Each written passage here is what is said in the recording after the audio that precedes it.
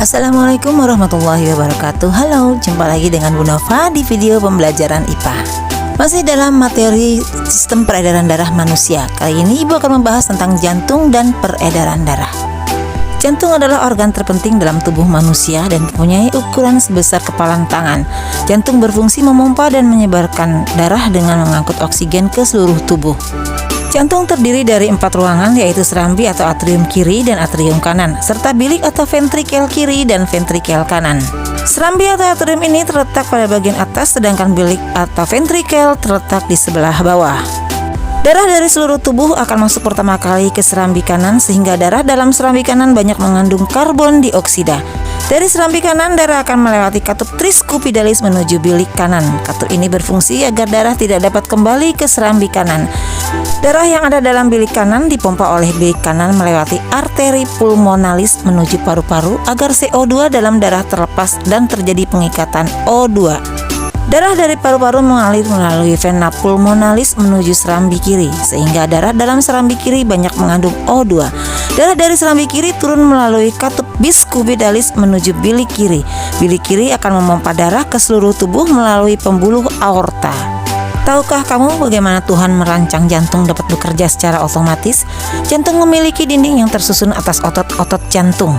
Dinding bilik kiri jantung tersusun oleh jaringan otot yang lebih tebal dibandingkan bagian jantung yang lain, karena harus memompa darah ke seluruh tubuh.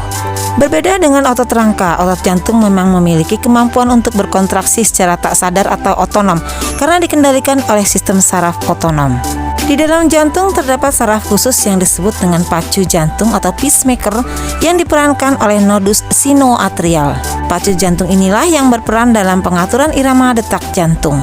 Pada beberapa orang, pacu jantung mengalami gangguan sehingga tidak dapat mengatur irama detak jantung dengan normal, sehingga ilmuwan telah mengembangkan alat pacu jantung buatan dengan energi dari baterai. Pembuluh darah. Pembuluh darah dapat dibedakan menjadi 3, yaitu pembuluh nadi atau arteri, pembuluh balik atau vena, dan pembuluh kapiler. Arteri merupakan pembuluh darah yang mengalirkan darah keluar jantung, sedangkan vena mengalirkan darah masuk ke dalam jantung. Kebanyakan arteri berisi darah yang mengandung oksigen kecuali arteri pulmonalis, dan vena berisi darah yang banyak mengandung karbon dioksida kecuali vena pulmonalis. Ujung arteri dan vena bercabang-cabang menjadi pembuluh-pembuluh kecil yang disebut pembuluh kapiler. Pada pembuluh kapiler inilah terjadi pertukaran gas oksigen dan karbon dioksida antara darah dengan jaringan tubuh. Agar kamu mudah memahaminya, perhatikan perbedaan pembuluh arteri dan vena pada tabel berikut ini.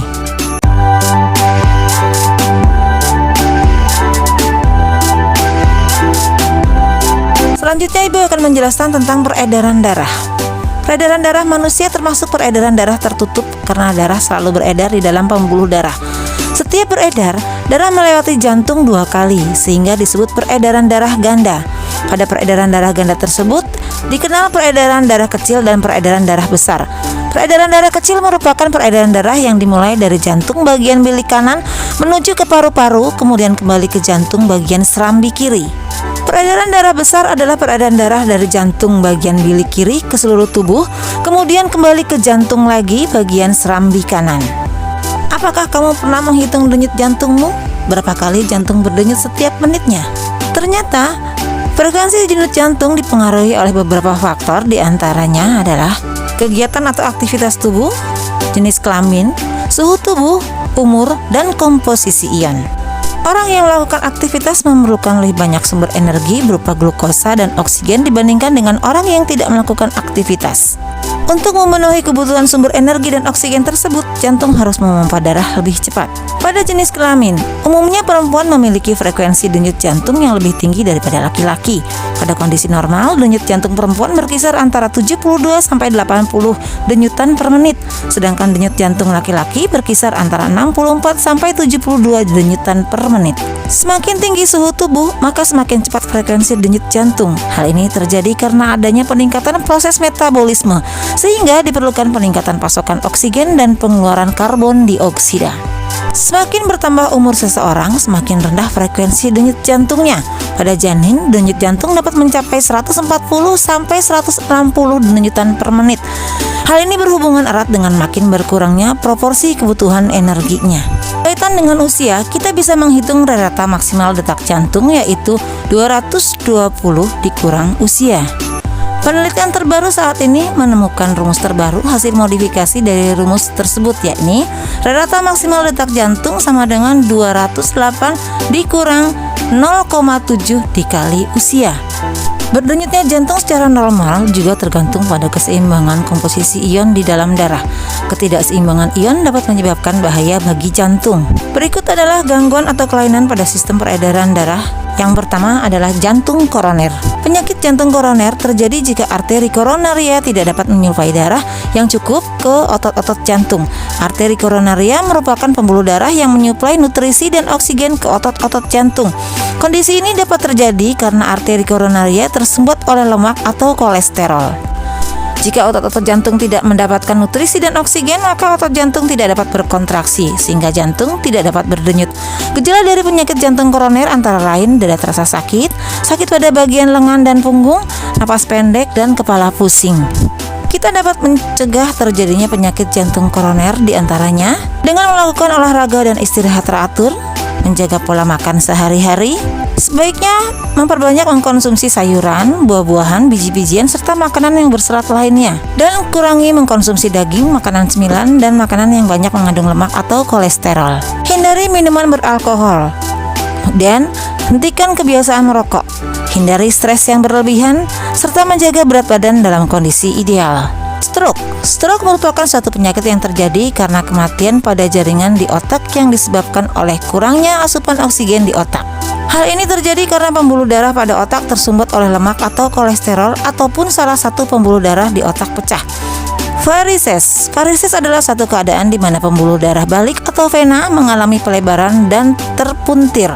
Gangguan ini biasanya terjadi di daerah kaki. Bagaimana untuk menghindarinya? Yang pertama, setelah kamu melakukan perjalanan jauh atau aktivitas yang melelahkan, saat kamu tidur sebaiknya tungkai dinaikkan kurang lebih 15-20 cm. Kedua, hindari berat badan berlebih.